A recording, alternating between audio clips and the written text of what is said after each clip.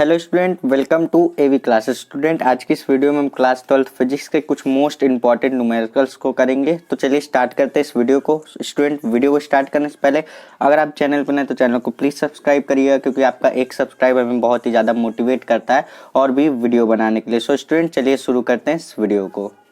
So student, यहाँ पे देखिए एक एक क्वेश्चन में पढ़ते हुए विद सोल्यूशन बताते हुए चलूंगा आपको। देखिए यहाँ पे क्वेश्चन में क्या बोल रहा है, आसूत जल के यहाँ पे बोल रहा है 64 बूंदे, प्रत्येक की त्रिज्या यहाँ पे दे रखी है 0.1 मिलीमीटर दे रखी है, तथा आवेश यहाँ पे दे रखा है 2/3 इंटू 10⁻⁻12 कूलाम है, मिलकर एक बड़ी बूंद बनाती है। बड़ी बूंद का हमें क्या बताना है, विभव बताना है। ठीक है, यानी कि ये क्या बोल रहा है, यहाँ पे बोल रहा है ये 64 छोटी छोटी बूंदे हैं, जल की छोटी छोटी 64 बूंदे हैं, जिसमें प्रत्येक की त्रिज्या है 0.1 और प्रत्येक पर आवेश जो दे रखा है वो 2/3 इंटू 10⁻⁻12 कूलाम दे रखा है। और ये जो 64 बूंदे हैं ये मिलकर एक बड़ी बूंद का निर्माण करती है। तो उस बड़ी वाली बूंद का हमें क्या बताना है, विभव बताना है। ठीक है, तो यहाँ पे हम देखिए क्या करेंगे, जो पहले क्या करते हैं, हमें जो जो दे रखा है उसको यहाँ पे लिख लेते हैं। ठीक है, हमारे पास छोटी छोटी जो बूंदें दे रखी हैं 64 छोटी बूंदों का हमें क्या दे रखा है, त्रिज्या दे रखी है जो कि 0.1 मिलीमीटर है। ठीक है, तो यहाँ से हम लोग छोटी वाली मतलब बूंद का जो त्रिज्या है इसको हम लोग आर से, स्मॉल आर से दिखा लेते हैं। छोटी बूंद की त्रिज्या इसलिए स्मॉल आर से दिखा लेते हैं। कितनी दे रखी है, 0.1 मिलीमीटर दे रखी है। ठीक है, अगर हम इसको मीटर में चेंज करना चाहेंगे तो R इक्वल टू आ जाएगा 10⁻⁻4 मीटर आ जाएगा। ठीक है, तो यहाँ से हम लोग को क्या दे रखा था, मिलीमीटर में, मीटर में चेंज कर लिया। अब यहाँ से हम लोग क्या करेंगे, देखिए छोटी वाली, यहाँ पे छोटी वाली जो बूंद है उसकी त्रिज्या हम लोगों ने स्मॉल आर मानी है, और जो बड़ी वाली आपकी जब मतलब बनाने के, जब ये सारी बूंदें 64 बूंदें मिलकर एक बड़ी बूंद का निर्माण करेंगी तो उसकी भी कुछ त्रिज्या होगी, तो उसकी त्रिज्या को हम लोग कैपिटल आर मानेंगे। तो यहाँ से कैपिटल आर ये किसके लिए है, बड़ी बूंद के लिए, बड़ी बूंद। ठीक है, जिससे कि आप भूले ना। ठीक है, और ये स्मॉल आर किसके लिए, छोटी बूंद के लिए। ये मैंने याद करने के लिए जनरली लिख दिया, आप नहीं भी लिखोगे तो भी चल जाएगा। ठीक है, तो यहाँ से हम लोग क्या करेंगे, एक बड़ी वाली बूंद का हम लोग आयतन निकालेंगे। ठीक, तो यहाँ से हम लोग क्या लिखेंगे, यहाँ से हम लोग लिखेंगे एक बड़ी, यहाँ से लिखेंगे एक बड़ी बूंद का आयतन। ठीक है, आयतन। ठीक, बराबर क्या हो जाएगा, एक बड़ी बूंद का आयतन यानी कि बराबर किसके हो जाएगा, 64 छोटी छोटी बूंदों का आयतन, यानी कि 64 छोटी छोटी जो बूंदें हैं मिलकर एक बड़ी बूंद का मतलब निर्माण कर रही है। तो 64 जो छोटी छोटी बूंदों का आयतन है वो किसके बराबर होगा, एक बड़ी वाली बूंद के बराबर, मतलब बड़ी वाली बूंद के आयतन के बराबर होगा। तो ये मैं इतना जनरली लिख दे रहा हूँ। ठीक है, यहाँ पे एक लिखा, एक बड़ी बूंद का आयतन बराबर होगा किसके, 64 छोटे छोटे, 64 छोटी बूंदों का आयतन। ठीक है, दोनों क्या हो जाएगा, बराबर हो जाएगा। अब यहाँ पे देखिए बूंद है तो बूंद को हम मान के चलेंगे गोला। ठीक है, अब गोले का आयतन क्या होता है, गोले का आयतन होता है हमारे पास 4/3 पाई आर क्यूब। ठीक है, यहाँ पे देखिए बड़ी वाले मतलब बूंद का आयतन की बात कर रहा है, आर क्यूब की जगह हम यहाँ पे क्या रखेंगे, कैपिटल आर रखेंगे। ठीक है, क्योंकि आर क्या होता है, आर यहाँ पे त्रिज्या होती है, त्रिज्या यहाँ पे बड़ी वाली बूंद के लिए क्या है, कैपिटल आर है, और छोटी वाली बूंद के लिए क्या है, स्मॉल आर है। ठीक है, और यहाँ पे लिख दिया 64 गुणे, अब यहाँ पे हम लोग क्या लगाएंगे, गोले का आयतन लगाएंगे जो कि होता है 4/3 क्या होता है, पाई आर क्यूब। अब यहाँ पे स्मॉल आर इसलिए लिखा क्योंकि ये यहाँ पे बात कर रहे हैं छोटी वाली बूंद के आयतन के लिए, और यहाँ पर बात कर रहे हैं बड़ी वाली बूंद के आयतन के लिए। तो यहाँ पे देखिए हम लोगों ने इसीलिए यहाँ पे कैपिटल आर लिखा और यहाँ पे स्मॉल आर लिखा। ठीक है, अब यहाँ पे देखिए क्या क्या कैंसिल आउट हो रहा है, पहले तो यहाँ से 4/3 से 4/3 ये कैंसिल हो रहा है, और पाई से पाई कैंसिल हो रहा है। तो यहाँ से देखिए हमारे पास यहाँ से आ क्या जा रहा है, हमारे पास यहाँ से आ जा रहा है, हमारे पास आ जाएगा आर क्यूब बराबर, यहाँ से ये 64 बच गया और ये आर क्यूब बच जाएगा। ठीक है, देखिए यहाँ पे ये आर क्यूब की वैल्यू आई है, अगर हम आर की वैल्यू निकालना चाहेंगे तो इसकी पावर पे क्या हो जाएगा, इसकी पावर पे यहाँ पे हमारे पास हो जाएगा 1/3, क्या हो जाएगा 1/3। ठीक है, अब देखिए यहाँ से 64 किसका क्यूब हो जाएगा, 4 का क्यूब हो जाएगा, क्योंकि अगर हम 4 × 4 करेंगे, यहाँ पे क्या हो जाएगा, 4 चौक 16, 16 चौका 64। ठीक है, तो यहाँ से हम लोग R इक्वल टू क्या लिख सकते हैं, यहाँ से हम लोग R इक्वल टू लिख सकते हैं यहाँ से हम लोग लिख सकते हैं r इक्वल टू क्या है, यहाँ पे 4 का क्यूब, यानी कि देखिए क्यूब से क्यूब यहाँ पे ये कैंसिल आउट हो जाएगा, तो यहाँ पे हमारे पास सिर्फ और सिर्फ 4 का क्यूब होता है तो 4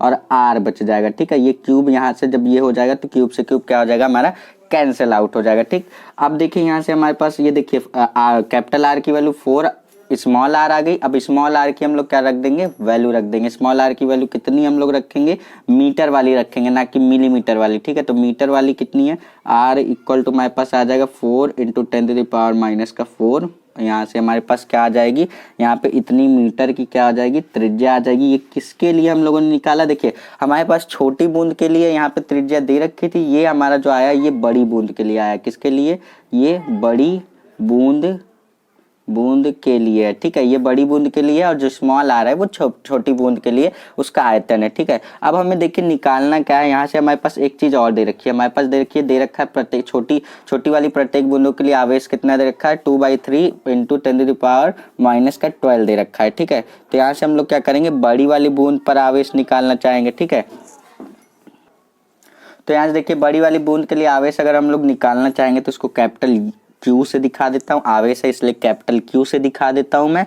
अब देखिए बड़ी वाली बूंद के लिए अगर हम लोग आवेश निकालना चाहेंगे तो देखिए प्रत्येक छोटी वाली जो बूंद है उस पर आवेश कितना है, 4/3 इंटू 10⁻, यानी कि जो छोटी वाली एक बूंद है उस पर आवेश इतना है, और ऐसे ऐसे करके कितनी बूंदे हैं, 64 बूंदे। तो यहाँ पे लिख देंगे 64 इंटू, यहाँ पे हम लोग क्या लिख देंगे, यहाँ पे एक लाइन लिखेंगे, एक छोटी बूंद पर आवेश। ठीक है, ये देखिए बहुत ही अच्छा इंटरेस्टिंग क्वेश्चन है, आपके प्रीवियस ईयर में पूछा हुआ क्वेश्चन है। ठीक है, तो देखिए हम बड़ी वाली बूंद के लिए निकालेंगे, एक छोटी वाली बूंद पर आवेश इतना है, और कितने बार दे रखा है, 64 बूंदे दे रखी है, तो 64 से मल्टीप्लाई कर देंगे। अब सिंपली देखिए Q इक्वल टू लिख दिया 64, और एक छोटी बूंद पर आवेश कितना दे रखा है, हमें क्वेश्चन में दे रखा है 4/3 इंटू 10⁻⁻12। ये हमारे पास इतना कुलाम आवेश हमें दे रखा है। ठीक है, तो ये हमारे पास कैपिटल Q यानी कि बड़े वाले बूंद के लिए आवेश आ जाएगा। ठीक, किसके लिए आ जाएगा, बड़े वाले बूंद के लिए। अब हम निकालेंगे बड़े वाले बूंद के लिए, देखिए पहले हमारे पास बड़े वाले बूंद के लिए त्रिज्या नहीं थी, बड़े वाले बूंद के लिए त्रिज्या निकाल ली, फिर बड़े वाले बूंद के लिए हमारे पास क्या नहीं था, हमारे पास आवेश नहीं था, आवेश भी निकाल लिया। लेकिन हमें क्वेश्चन में बोला गया था कि बड़ी वाली बूंद के लिए हमें क्या निकालना है, विभव निकालना है। तो अब मेन टॉपिक पे आते हैं, अब हम निकालेंगे विभव। V बराबर हमारे पास फॉर्मूला होता है क्या, 1/4πε0, इसकी वैल्यू कांस्टेंट होती है, मैंने बता रखा है। ठीक है, Q/R। ठीक है, बड़े वाले के लिए बात कर रहे हैं इसीलिए दोनों क्या लिखा है मैंने, कैपिटल Q और कैपिटल R लिखा है, क्योंकि बड़े वाले बूंद के लिए हम विभव निकाल रहे हैं, अगर छोटे वाले के लिए निकालते तो यहाँ पे स्मॉल r लिखते। ठीक है, आई होप कि आपको क्लियर हो गया होगा। अब देखिए हम यहाँ पे रखेंगे V इक्वल टू 1/4πε0 की वैल्यू कितनी होती है, 9 इंटू 10⁹ होती है। ठीक है, अब मात्रक इसका क्या होता है, मैंने बहुत सारी वीडियो में बता रखा है।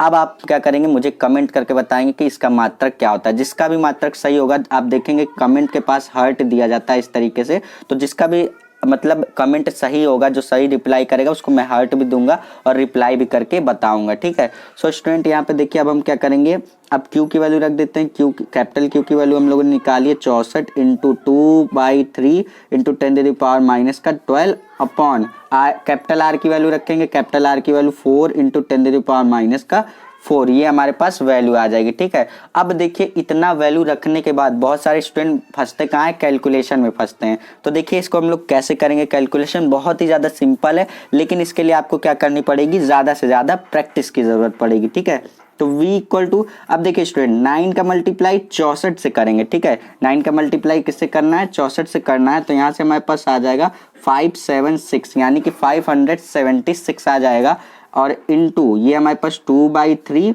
अब देखिए ये ले लीजिए और ये ले लीजिए, क्योंकि इस पूरे टर्म का मल्टीप्लाई यहाँ पे कर रहा हूँ मैं। ठीक है, तो 10⁹ है और 10⁻⁻12 है। मैंने आपको क्या बताया है कि आधार जब भी समान होती हैं तो उनकी घातें क्या हो जाती हैं, जुड़ जाती हैं। 10⁻9 और 10⁻12 क्या आ जाएगा, 10⁻3 आ जाएगा।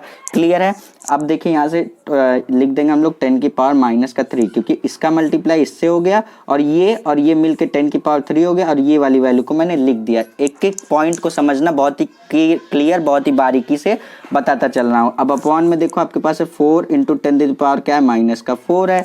अब देखो आपको क्या करना है, कैंसिल आउट करना है, किससे, ये 3 से कैंसिल आउट हो जाएगा। कैसे कैंसिल आउट हो जाएगा, देखो V इक्वल टू यहाँ से अगर हम कैंसिल करेंगे 3 1 जा 3 यानी कि 3 कन्नम 3, 2 हासिल जाएगा, 3 9 27 और 3 दूनी 6 हो जाएगा। ठीक है, इंटू बचा 2 इंटू 10⁻³ और अपॉन में आपके पास है 4 इंटू 10⁻⁴ है। अब देखिए थोड़ा सा लॉन्ग कैलकुलेशन है लेकिन बच्चों वाला खेल है। ठीक है, अब 192 का क्या करेंगे, मल्टीप्लाई करेंगे 2 से, तो हमारे पास कितना आ जाएगा, हमारे पास आ जाएगा 384 आ जाएगा। ठीक है, इंटू 10⁻³ और अपॉन में आपके पास 4 इंटू 10⁻⁴ है। अब इसको अगर आप 4 से कैंसिल आउट करेंगे तो देखिए v इक्वल टू कितना आएगा आपके पास, यहाँ पे आप करेंगे 4 9 36, यहाँ पे 9 आ जाएगा और यहाँ पे आपके पास 2 हासिल जाएगा, तो यहाँ से आपके पास आ जाएगा 6। ठीक है, तो यहाँ से हमारे पास इतना आ गया 96। जब इसको हम 4 से कैंसिल आउट करेंगे और इंटू 10⁻⁻³ और अपॉन में आपके पास देखिए 4 कैंसिल आउट हो जाएगा, 10⁻⁴ बचेगा, ऊपर लेके जाएंगे तो यहाँ से देखिए v इक्वल टू आ जाएगा 96 इंटू 10⁻³ इंटू 10⁻, ऊपर लेके जाएंगे तो प्लस का 4 हो जाएगा, नीचे 10⁻⁴ है, ऊपर लेके जाएंगे 10⁻+4 हो जाएगा और v इक्वल टू 96 इंटू, मैंने क्या बताया, आधा आधा समान होती हैं, घातें जुड़ जाती हैं, 10⁻³ 10⁻+4 10⁻1 आ जाएगा। ठीक है, 10⁻1 आ जाएगा। 10⁻1 का मतलब क्या होता है 10। अब 10 का मल्टीप्लाई इससे होगा तो आपके पास 960 आ जाएगा। 960 अगर इसके मात्रक विभवांतर निकालना है तो 960 क्या आ जाएगा, वोल्ट आ जाएगा। ठीक, 960 वोल्ट आ जाएगा। ये हमारे बड़े वाले बूंद के लिए क्या आ गया, विभवांतर आ गया। यही हमें इस क्वेश्चन में पूछा गया था। क्वेश्चन को आप नोट कर लीजिए, बहुत ही अच्छा क्वेश्चन, आपके प्रीवियस ईयर में 5 नंबर का पूछा गया है। देखिए आपको छोटे छोटे बूंद के लिए आपको त्रिज्या दे रखी थी, 64 बूंदें थी छोटी छोटी, उसकी त्रिज्या दे रखी थी, आवेश दे रखा था। मैंने क्या किया, बड़े वाले बूंद के लिए त्रिज्या निकाली, आवेश निकाला, उसके बाद क्या कर दिया, विभवांतर वाला फॉर्मूला लगा के क्वेश्चन को सॉल्व कर दिया। दैट्स इट, इतना ही हमें इस क्वेश्चन में करके दिखाना था। आई होप कि आपको ये क्वेश्चन अच्छी तरीके से समझ में आया होगा। अब चलते हैं अपने नेक्स्ट क्वेश्चन की तरफ। स्टूडेंट ये देखिए, ये रहा हमारा नेक्स्ट क्वेश्चन। देखिए क्वेश्चन में क्या बोल रहा है, 20 सेंटीमीटर फोकस दूरी वाले दो पतले उत्तल लेंस, दो लेंस है जो कि 20 सेंटीमीटर फोकस दूरी संपर्क में रखे गए हैं। इससे 20 सेंटीमीटर की दूरी पर रखी गई वस्तु के लिए वस्तु एवं उसके प्रतिबिंब के बीच की दूरी ज्ञात करिए। ठीक है, तो यहाँ से हमारे पास दो फोकस दूरी दे रखी है। यहाँ से देखिए क्वेश्चन को अगर आप ध्यान से पढ़ेंगे तो आपको समझ में आएगा। यहाँ पे देखिए बोल रहा है 20 सेंटीमीटर फोकस दूरी वाले दो पतले उत्तल लेंस रखे हैं। ठीक है, दो लेंस रखे हैं तो दो फोकस दूरी रखे हैं। ठीक है, तो यहाँ से अगर हम लोग निकालना चाहेंगे तो 1/f इक्वल टू, यहाँ पे देखिए पहले वाले फोकस दूरी को हम लोग f1 मान लेते हैं तो 1/f1। ठीक है, क्या हो जाएगा, 1/ हम लोग f1 कर देंगे, स्मॉल f1 और प्लस 1/f2 कर देते हैं। ठीक है, तो यहाँ से देखिए f1 और f2 की वैल्यू क्या है, दोनों सेम है, तो यहाँ से रख देंगे 1/20, यानी कि दोनों लेंस के लिए फोकस दूरी क्या है, 20 सेंटीमीटर है। ठीक है, तो यहाँ से रख दिया 20 और प्लस का यहाँ से रख देंगे 1/20, यानी कि f1 और f2 दोनों क्या है, बराबर है। अब इसका हम लोग एलसीएम लेंगे तो यहाँ से हमारे पास 1/f की वैल्यू कितनी आ जाएगी, 1/f की वैल्यू आ जाएगी आपके पास 1/10। तो यहाँ से f की वैल्यू निकालना चाहेंगे तो आ जाएगी आपके पास 10, यहाँ से हमारे पास सेंटीमीटर आ जाएगी। ठीक है, 10 सेंटीमीटर किसकी आ गई, फोकस दूरी आ गई। ठीक, अब हमें निकालना क्या है, यहाँ पे हमारे पास बोल रहा है वस्तु की दूरी निकालना है। ठीक है, प्रतिबिंब की दूरी, यहाँ से हमारे पास वस्तु की दूरी निकालना है। ठीक, और यहाँ पे अगर आप क्वेश्चन को फिर से आगे पढ़ेंगे तो यहाँ पे बोल रहा है इससे 20 सेंटीमीटर की दूरी पर रखी गई वस्तु, यहाँ से हमारे पास देखिए कैपिटल F की वैल्यू मिल गई 10 और यहाँ पे हमारे पास U की वैल्यू दे रखी है, U की वैल्यू हमारे पास 20 सेंटीमीटर यहाँ पे हमारे पास दे रखी है। ठीक है, हमें निकालना क्या है, V निकालना है। ठीक है, तो देखो क्या फॉर्मूला लगाएंगे, 1/f इक्वल टू लगाएंगे 1/v माइनस 1/u। उत्तल लेंस के लिए हम लोग सॉल्व कर रहे हैं तो यहाँ पे फॉर्मूला लगाएंगे 1/f equal to 1/v minus 1/u लगा देंगे। तो यहाँ से हमारे पास 1/v निकालना है तो 1/v इक्वल टू फॉर्मूला लगाएंगे 1/f और माइनस करें, यहाँ से कर देंगे प्लस का 1/u कर देंगे। देखिए मैंने क्या किया है, यहाँ से हमारे पास था माइनस का 1/u, इसको उधर लेके गए तो यहाँ से 1/f प्लस का 1/u हो गया और 1/v इक्वल टू हम लोगों ने इस तरीके से इस फॉर्म में लिख दिया। अब हमारे पास 1/v की वैल्यू हम डायरेक्ट निकाल सकते हैं। 1/f, यहाँ पे f की वैल्यू रखेंगे जो कि है 10 प्लस 1/u की वैल्यू रखेंगे यहाँ पे हमारे पास 20, यहाँ से हमारे पास वैल्यू आएगी, एक सेकेंड, उत्तर लेंस। स्टूडेंट यहाँ पे एक छोटी सी मिस्टेक है, यहाँ पे ध्यान दीजिएगा। उत्तर लेंस के लिए यहाँ पे हमारे पास u की वैल्यू क्या आ जाएगी, माइनस का 20 हो जाएगी, ठीक है, माइनस का 20 सेंटीमीटर, ठीक है। तो यहाँ से u की वैल्यू जब भी हम रखेंगे तो यहाँ से माइनस का लगा देंगे, ठीक है, माइनस का 20 रख दिया, ठीक। अब इसका अगर आप एलसीएम लेते हैं स्टूडेंट, बस छोटी सी मिस्टेक थी, आप करेक्ट कर लेंगे। यहाँ पे दो जगह पे आपको क्या करना है, माइनस का लगा देना है, ठीक है। 1/v की वैल्यू कितनी आ जाएगी, 1/v की वैल्यू इसका एलसीएम लेने पे 1/20 आएगी। तो इसका मतलब क्या है कि v की वैल्यू भी क्या आ जाएगी, 20 सेंटीमीटर आ जाएगी। सो स्टूडेंट ये हमारे इस क्वेश्चन का फाइनल आंसर आ जाएगा। स्टूडेंट आई होप कि आपको ये छोटा सा क्वेश्चन अच्छी तरीके से समझ में आया होगा। अब चलते हैं अपने नेक्स्ट क्वेश्चन की तरफ। स्टूडेंट ये देखिए, ये बहुत ही छोटा सा क्वेश्चन, आपके प्रीवियस ईयर में 2 नंबर का यही क्वेश्चन पूछा गया था। तो इस टाइप के भी क्वेश्चन आपके प्रीवियस ईयर में आते हैं, तो मैं बता देता हूँ किस तरीके से इसको हम लोग सॉल्व करेंगे। सो स्टूडेंट देखिए क्वेश्चन में क्या बोल रहा है, एक लेंस की क्षमता हमें दे रखी है कितनी, +2.5 डायोप्टर, लेंस की फोकस दूरी ज्ञात करना है। सो स्टूडेंट देखिए किस तरीके से करेंगे इसको। यहाँ पे हम लिखेंगे लेंस की फोकस दूरी के लिए हमारे पास फॉर्मूला, यहाँ पे देखिए हमारे पास लेंस की क्षमता दे रखी है, यानी कि क्षमता P बराबर हमारे पास कितना दे रखा है, हमारे पास दे रखा है 2.5 डायोप्टर दे रखा है, ठीक है। डायोप्टर को D से दिखा देते हैं। तो F इक्वल टू हमारे पास फॉर्मूला होता है 1/P। यहाँ पे हमारे जब भी लेंस की फोकस दूरी के लिए यहाँ पे हमारे पास निकालना, अगर आपके पास क्षमता दे रखी है फोकस दूरी निकालना, तो आप यही वाला फॉर्मूला लगाएंगे। और F इक्वल टू 1/, ये हो जाएगा 2.5, P की वैल्यू रखने पर F इक्वल टू, यहाँ से आप पॉइंट हटाएंगे तो पॉइंट को हटाने पर 10/25 हो जाएगा। तो यहाँ से अगर आप इसको सॉल्व करेंगे 25 10, तो यहाँ से आप 0 पॉइंट यहाँ पे लगाएंगे। अब यहाँ पे लिखेंगे 0.4, यानी कि अगर आप इसको सॉल्व करते हैं तो 0.4 और यहाँ पे आपके पास आएगा 0.4 मीटर आएगा। और F इक्वल टू अगर आप इसको सेंटीमीटर में निकालेंगे तो 40 सेंटीमीटर आ जाएगी आपके पास फोकस दूरी। देखिए बहुत ही छोटा सा बच्चों वाला क्वेश्चन था, आपके 2 नंबर का पूछा गया है। अगर आपको इस तरीके के क्वेश्चन पूछे जाते हैं जिसमें आपको क्षमता दे रखी हो, फोकस दूरी निकालना हो, तो आप फॉर्मूला यही वाला लगाएंगे, ठीक है। सो स्टूडेंट इसी तरीके का एक क्वेश्चन और हमारे पास छोटा सा क्वेश्चन है और बहुत ही अच्छा सा क्वेश्चन है। देखिए क्वेश्चन में क्या बोल रहा है, वायु के सापेक्ष कांच का अपवर्तनांक 4, यहाँ पे 3/2 दे रखा है, तथा वायु के सापेक्ष जल का अपवर्तनांक 4/3 दे रखा है, ठीक है। जल के सापेक्ष हमें निकालना क्या है, कांच का अपवर्तनांक निकालना है। तो यहाँ से देखिए इस क्वेश्चन को हम लोग किस तरीके से सॉल्व करेंगे।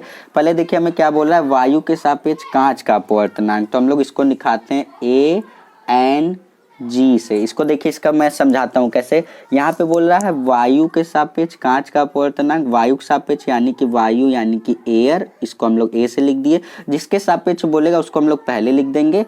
कांच का अपवर्तनांक जिसको हम लोग G यानी कि ग्लास G से कहते हैं, ठीक है। तो वायु के सापेक्ष कांच का अपवर्तनांक, ठीक है, वायु के सापेक्ष कांच का अपवर्तनांक कितना दे रखा है, 3/2 दे रखा है। और एक और बोल रहा है अब वायु के सापेक्ष जल का अपवर्तनांक, तो वायु के सापेक्ष है यानी कि A तो रहेगा, A क्या है, यहाँ पे एयर है, और N अब यहाँ पे बोल रहा है वायु के सापेक्ष जल का अपवर्तनांक, जल यानी कि वाटर, इसको हम लोग इस तरीके से देखिए। जिसके सापेक्ष बोलेगा, यहाँ पे बोल रहा है वायु के सापेक्ष, दोनों में बोल रहा है वायु के सापेक्ष, तो A लिख दिया। अब एक में बोल रहा है कांच का अपवर्तनांक, एक में बोल रहा है जल का अपवर्तनांक, एक में G लिख दिया, एक में W लिख दिया। और यहाँ पे बोल रहा है वायु के सापेक्ष जल का अपवर्तनांक 4/3 दे रखा है, ठीक है। और हमसे पूछा क्या जा रहा है, जल के सापेक्ष कांच का अपवर्तनांक, ठीक, पूछा जा रहा है। जल के सापेक्ष क्या पूछा जा रहा है, कांच का अपवर्तनांक हमसे पूछा जा रहा है, यानी कि जल के सापेक्ष यानी कि W, जिसके सापेक्ष पूछा जाएगा उसको सबसे पहले, उसके बाद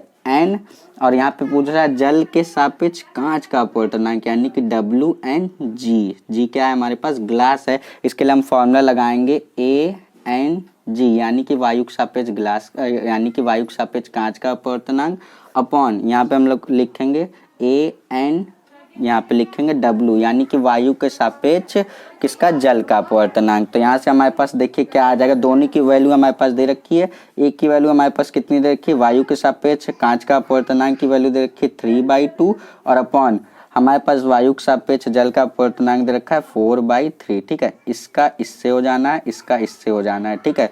तो यहाँ से देखिए हमारे पास वैल्यू क्या आ जाएगी, वैल्यू आ जाएगी हमारे पास 3 त्रिक का 9, 9/4 दूनी 8 आ जाएगा, ठीक है। तो ये हमारे पास किसकी आ गई, ये हमारे पास वैल्यू आ गई जल के सापेक्ष कांच का अपवर्तनांक, ठीक है। ये हमारे इस क्वेश्चन का फाइनल आंसर आ जाएगा। सो स्टूडेंट आई होप कि आपको ये क्वेश्चन अच्छी तरीके से समझ में आया होगा। अब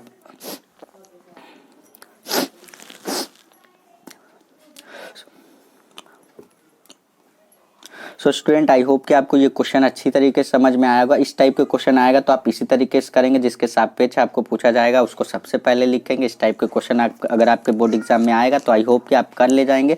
अगर आप चाहते हैं इसी टाइप के क्वेश्चन मैं आपको और लगाऊं तो प्लीज़ कमेंट सेक्शन में कमेंट करके ज़रूर बताइएगा। सो स्टूडेंट इस वीडियो को हम लोग यहीं पर एंड करेंगे। आने वाली वीडियो में और भी ढेर सारे क्वेश्चंस को सॉल्व कराता जा रहा हूँ। इस पर मैंने पूरे एक प्लेलिस्ट बनाकर दे दी है। अगर आप 2023 का बोर्ड एग्जाम देने वाले हैं तो मैंने सारे ही सब्जेक्ट सारे ही चैप्टर पे इंपॉर्टेंट क्वेश्चन की सीरीज मैं स्टार्ट कर दिया हूँ, जिसमें मैं ढेरों सारे क्वेश्चंस मैं आपको कराता जा रहा हूँ। जब तक कि आपका एग्जाम नहीं हो जाता हम ढेर सारे क्वेश्चंस की प्रैक्टिस कर ले जाएंगे। सो स्टूडेंट अगर आप चैनल पर नए तो चैनल को प्लीज़ सब्सक्राइब करके रखिए और साथ ही साथ में नोटिफिकेशन बिल को भी ऑन करके रखेंगे, जिससे कि मैं जैसे ही वीडियोज़ अपलोड करूँगा आपके पास नोटिफिकेशन जाएगी और आप वीडियो को वहीं से स्टार्ट करके देख सकते हैं। सो स्टूडेंट मिलते हैं नेक्स्ट वीडियो में, तब तक के लिए पढ़ते रहिए। All the best.